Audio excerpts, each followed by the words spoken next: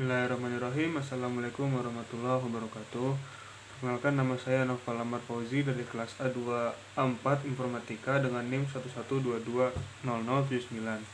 Di sini saya akan menjelaskan tentang soal kuis kemarin yang diberikan untuk UTS dalam bentuk video.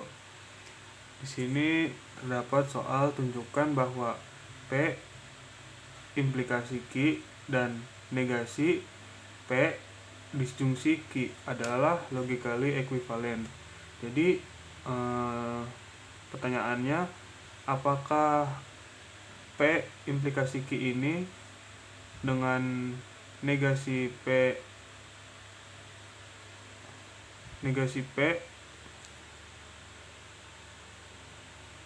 disjungsi Q adalah logically equivalent. Nah, di sini kita cari. Pertama kita tulis P dan Q di kolom pertama dan kedua ini. Lalu di sini jawaban yang benar atau salahnya. Jadi di awal sini kita buat true, true, true, false, false, true, false, false.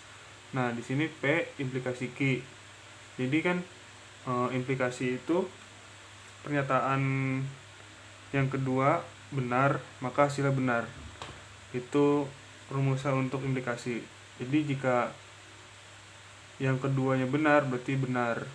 Nah, ini kan true, true, true, yang keduanya benar, jadi hasilnya adalah benar. Lalu true, false, yang keduanya salah dan hasilnya salah, false. Lalu false, true, yang keduanya true, berarti benar, true. Lalu di sini false, false. Nah, jawabannya true karena memang benar-benar salah, jadi sini true. Lalu negasi P. Negasi P ini kebalikannya dari P ini. Jadi kalau P-nya true, di negasinya false, salah. Seterusnya, sini P-nya true, ini masih salah, false. Lalu di sini true, di negasi P-nya true, benar. Lalu di sininya false, di negasi P-nya false.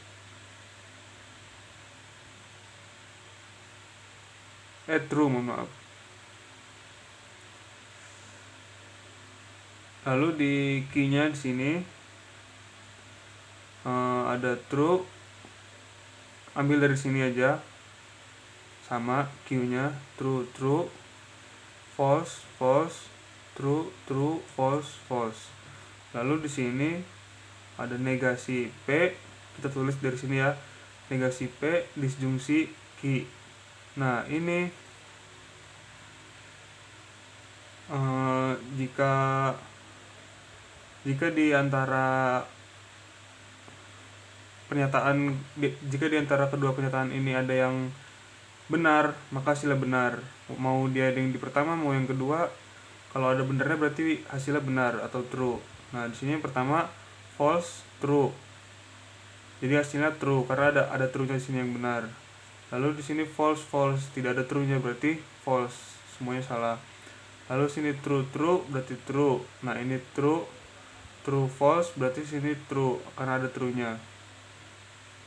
Nah, jadi sini kita lihat nih, apakah P implikasi Q dan negasi P disjungsi Q itu adalah logically equivalent. Nah, di sini kita lihat jawabannya. Di sini true, sini true. Di sini false, di sini false. Di sini true, di sini true. Di sini true, di sini true. Jadi sama, di kedua ini sama dan hasilnya berarti logically equivalent. Jadi P implikasi Q dan negasi P disjungsi Q hasilnya setara atau memiliki nilai yang sama, yang berarti P implikasi Q dan negasi P disjungsi Q adalah logically equivalent. Selanjutnya nomor 2, di sini terdapat soal jika diketahui himpunan A sama dengan buka kurung Eko, Rina, Tono, dan Dika tutup kurung, nah, dan B merah, hitam, biru maka relasi suka dengan warna himpunan A ke himpunan B dapat disajikan dalam diagram panah. Diagram Kartesius, himpunan pasangan berurutan dengan rumus. Nah, di sini kita buat pertama diagram panah. Diagram panah. Yang pertama ada Eko, lalu Rina, lalu Tono, dan Dika. Nah, di sini yang B-nya terdapat merah, hitam, dan biru. Eko kita tarik garis ke merah, Rina kita tarik garis ke hitam, Tono kita tarik garis ke merah, dan Dika kita tarik garis ke biru. Lalu yang kedua B, diagram Kartesius. Nah, di sini pertama kita buat garis terlebih dahulu, 2 garis horizontal dan vertikal. Lalu kita tulis sesuai himpunan A dan B tadi. Ada Eko, ada Rina, Tono, dan Dika, dan warnanya ada biru, hitam, dan merah. Nah, di sini kita tarik garis biru ke Dika, ketemu di sini titiknya, lalu hitam ke Rina, dan merah ke Eko dan ke Tono. Nah, dan yang ketiga C, himpunan pasangan berurutan. R sama dengan membuka kurung Eko, koma merah, tutup kurung, koma lagi Rina, hitam, tutup kurung, koma Tono, koma merah, tutup kurung, Dika, koma biru, tutup kurung. Selanjutnya nomor 3, soalnya di antara 100 siswa 32 orang suka statistika, 20 orang suka analisa perancangan sistem, 45 orang suka matematika diskrit, 15 orang suka statistika dan matematika diskrit, 7 orang suka statistika dan analisa perancangan sistem, 10 orang suka analisa perancangan sistem dan matematika diskrit, 30 orang tidak suka satupun di antara ketiga mata pelajaran tersebut. Soalnya yang pertama, A, hitung banyaknya siswa yang suka ketiga mata pelajaran tersebut. Nah, di sini diketahui, sini kita ambil saja contoh A yang suka statistika. Statistika ada 32 orang. Sini kita tulis 32 orang. Lalu yang B kita buat analisa perancangan sistem. Ada 20 orang. Lalu yang C matematika diskrit ada 45 orang, dan S ini kita simbolkan untuk himpunan semesta, ada 100 orang. Nah, di sini kita buat N buka kurung, S tutup kurung, ini untuk himpunan semesta jadi ada 100. Lalu N A buka kurung A U B U C tutup kurung 70. Nah, ini untuk himpunan semesta 100, dan yang tidak suka ketiga mata pelajaran tersebut karena tadi ada 30, jadi 100 dikurang 30 terdapat 70. Lalu untuk NA, A-nya ini untuk statistika ada 32 orang, 10 orang. B-nya untuk analisa perancangan sistem ada 20 orang, 20 orang. C-nya untuk matematika diskrit ada 45 orang. Selanjutnya NA, NB, nah ini untuk yang suka statistika dan analisa perancangan sistem. Tadi ada di soal ada 7 orang. Lalu untuk NA, NC ini untuk yang suka statistika dan matematika diskrit ada 15 orang. Lalu untuk BNC, B-nya analisa perancangan sistem dan matematika diskrit ada 10 orang.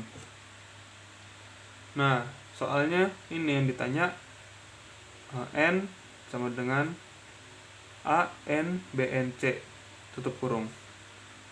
Sini A, N, kita masuk ke rumus A, U, B, U, C tutup kurung. Sini N, A ditambah plus N, B ditambah plus N, C dikurang atau min N, A, N, B tutup kurung, N, A, N, B tutup kurung, N, B, N, C tutup kurung. Nah, terakhirnya jangan lupa dijumlah untuk N, A, N, B, N, C tutup kurung. Di sini A-nya kita ambil 70 karena 30-nya tidak suka ketiga mata pelajaran tersebut. 70. ini NA statistika 32, NB analisa perancangan sistem ada 20 orang, NC matematika diskrit ada 45 orang, dikurang yang suka statistika dan analisa perancangan sistem ada 7 orang, dikurang lagi ANC statistika dan matematika diskrit ada 15 orang, dikurang lagi BNC. BNC itu yang suka analisa perancangan sistem dan matematika diskrit ada 10 orang. Jangan lupa ditambah ANBNC. Nah, di sini untuk A tadi masih 70. Ini dijumlahin dan dikurangin, totalnya jadi 65 ditambah ANBC ini. Nah, NABC pindah ke sini, lalu 70 dikurang 65 dari sini, nah sama dengan 5. Jadi siswa yang menyukai ketiga pelajaran tersebut sebanyak 5 siswa. Ini totalnya ada 5 siswa. Selanjutnya nomor 3 yang B, soalnya yaitu hitung banyaknya siswa yang hanya suka satu mata pelajaran. Nah, untuk yang B ini kita jawabannya mencari di bagian C. Jadi yang C itu kan gambarkan dengan diagram Venn. Nah, jadi supaya mudah jawaban yang B ini kita cari di C ini. Nah, pertama kita buat 3 lingkaran terlebih dahulu. Ini untuk yang A, ini yang B, ini lingkaran B, ini lingkaran C. Nah, ini ANB ini di sini, lalu ANC ini di sini, dan BNC di sini. Nah, 5 ini hasil dari siswa yang menyukai ketiga pelajaran tersebut sebanyak 5 siswa. Nah, ini untuk ANB. ANB ini kan 7 ya. Di sebelumnya 7. Nah, di sini 7 dikurang dengan 5. Jadi 2. Di sini kita tulis 2 kan di sini. Lalu untuk ANC ini 15 dikurangi 5 jadi 10. Kita terus ini 10. Lalu untuk BNC ini 10 dikurangi 5 jadi 5 di sini. Nah, selanjutnya untuk mengisi yang kosong di A ini, itu kan A-nya di sini kan 32 ya. Jumlah A-nya 32, yang suka statistika ada 32 orang. Nah, ini dijumlahin semuanya 3 ini ditambah berapa yang hasilnya 32. Nah, di sini kita tambah 15. Karena 15 tambah 10 tambah 5 30 tambah 2 32. Jadi hasilnya 15. Lalu yang B ini yang suka analisa perancangan itu ada 20 orang. Nah, 20 orang berarti 5 ditambah 5 10 ditambah 2 12 ditambah berapa yang hasil 20 ditambah 8. Sini kita tulis 8. Lalu untuk yang C ini yang untuk yang suka matematika diskrit ada 45 orang. 45 orang ditambah 10 ditambah berapa yang hasilnya 45. 10 tambah 5 tambah 5 tambah 25 hasilnya 45. Nah, ini 30 di sini kita tulis untuk yang tidak suka tadi ya, tidak suka semua pelajaran itu. Ketiganya tidak suka. Nah, untuk yang B ini hitung banyaknya siswa yang hanya suka satu mata pelajaran. Nah, di sini kita jumlahkan 25 ditambah dengan 15 ditambah dengan 8. 25 ditambah 15 ditambah 8. Hasilnya 48. Nah, jadi yang B ini jawabannya 48 siswa. Selanjutnya nomor 4. Soalnya misalkan A, Rangga Alfamart, Rangga Alfamidi, Hanum Alfamart, Putri Alfamart, Putri Alfamidi, Putri Dandan adalah relasi dari himpunan Rangga, Hanum, Putri ke himpunan Indomaret, Alfamart, Alfamidi, dan Dandan. Dan B sama dengan Indomaret permen, Alfamart roti, Alfamart susu, Alfamidi susu, Dandan permen.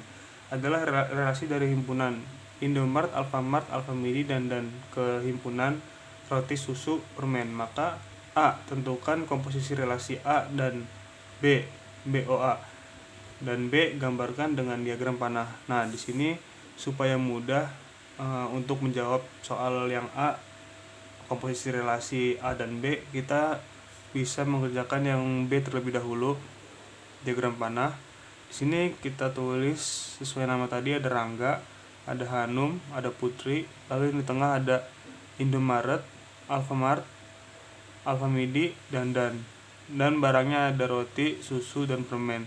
Nah, di soal tadi kita lihat Rangga ini relasinya ke mana saja nih. Kita tarik garis ke Alfamart sesuai soal tadi ya, Alfamart.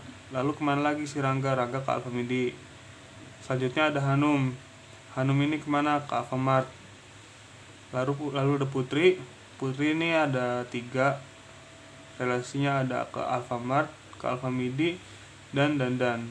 Nah, dari sini Alfamart, pertama di Indomaret dulu ya. Indomaret ada permen di sininya di soal tadi ya, sesuai soal tadi. Lalu Alfamart, Rangga kan ke Alfamart roti, ada pilihan roti dan susu.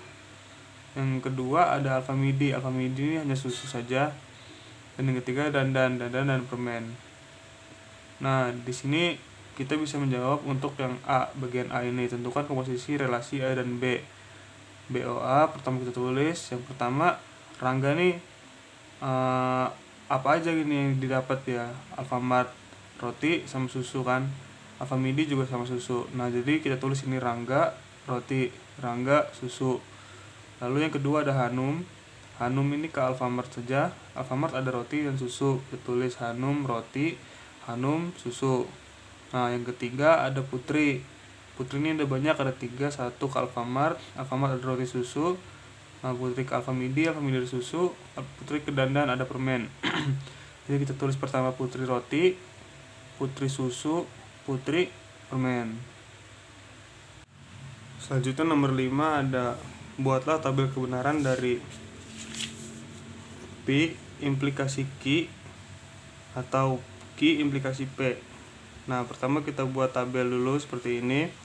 Lalu kita buat seperti biasa, P dan Q di awal, dan true, false, true, false, seperti biasa ya, ini tabel kebenaran. Lalu kita buat di sini P implikasi Q. Nah, ini kita lihat dari yang keduanya. Jika yang keduanya benar maka hasilnya benar, true. Di sini yang keduanya benar, true, kita tulis true. Yang keduanya salah, false, true. Dan ini khusus ini benar karena benar-benar salah di situnya, jadi true. Nah, untuk yang Q implikasi P ini kebalikannya dari ini. Jadi kalau yang P implikasi Q ini kita dari sini ke sini. Kalau yang Q implikasi P ini dari Q ini baru ke P. Jadi semuanya di sini nih kunci-kuncinya. Jadi yang pertama ini true berarti true sini, lalu false true berarti true, lalu true false berarti false, dan false berarti false. Nah, untuk hasil di akhirnya ini kita lihat dari sini, 2 tabel ini. Jika ada salah satu yang benar berarti hasilnya benar. Nah, di sini true berarti hasilnya true, false true berarti hasilnya true karena ada yang benar true-nya. Ini true false karena ada yang benar true berarti true. Ini true berarti hasilnya true. Lalu yang B di sini ada buatlah tabel kebenaran dari P implikasi Q konjungsi Q implikasi R. Nah, pertama kita buat tabel dulu seperti ini. Seperti biasa kita tulis P, Q, dan R. Lalu tabel bawaan dari tabel kebenaran ada ini true, false, true, false, false, true, false, true, false. Nah, di sini kita buat P implikasi Q. Jika pernyataan yang keduanya benar berarti benar. ini T true karena ini true, lalu true lagi karena ini benar, lalu false karena ini false karena ini false, lalu false false, true true, true true, false false, false false. Dan yang kedua ini ada key implikasi R. Nah, key implikasi R. Jadi true true, false false, true true, false false, true true, false false, true true, false.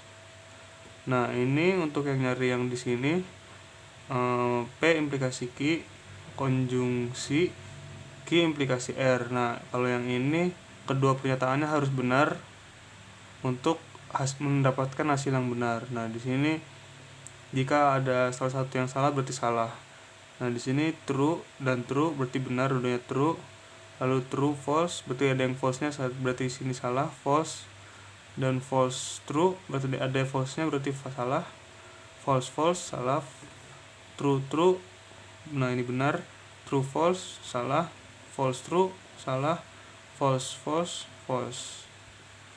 Sekian yang dapat saya sampaikan, kurang lebihnya mohon maaf. Billahi taufik wal hidayah. Wassalamualaikum warahmatullahi wabarakatuh.